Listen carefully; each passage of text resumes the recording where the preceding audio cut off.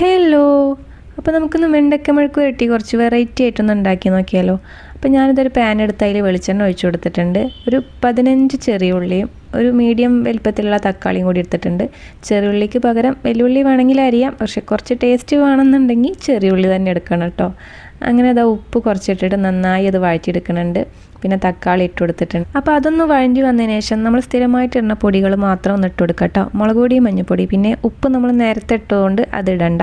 പിന്നെ നമ്മൾ കുനുകുനാന്നരിഞ്ഞ നൈസായിട്ട് അരിഞ്ഞിട്ടുള്ള വെണ്ടയ്ക്ക നമ്മൾ അതിലേക്ക് ഇങ്ങോട്ട് തട്ടി കൊടുക്കുക കേട്ടോ. ഇനി അങ്ങോട്ട് അങ്ങോട്ട് ഇളക്കിയാണ്ട് കൊടുക്കുക. വെണ്ടയ്ക്കയിൽ പൊതുവേ മുളക് പൊടി, മഞ്ഞൾപ്പൊടി പിടിക്കണമെങ്കിൽ കുറച്ച് പാടാണ്, അതുകൊണ്ട് നന്നായിട്ടുണ്ട് ഇളക്കിക്കോട്ടോ. പിന്നെ ലാസ്റ്റ് നമ്മൾ കുറച്ച് കറിവേപ്പിൻ്റെലയും കൂടി ഇട്ടിട്ട് പാകത്തിന് പേരിന് മാത്രം കുറച്ച് വെള്ളം ഒഴിച്ചിട്ട് അങ്ങോട്ട് മൂടി വെച്ചിട്ട് വേവിക്കുക കേട്ടോ. പിന്നെ ഇടയ്ക്കൊന്ന് വന്നിട്ട് ഇളക്കി കൊടുക്കണം കേട്ടോ, അല്ലെങ്കിൽ അടി പിടിച്ചിട്ട് പിന്നെ പറഞ്ഞിട്ട് കാര്യമില്ല.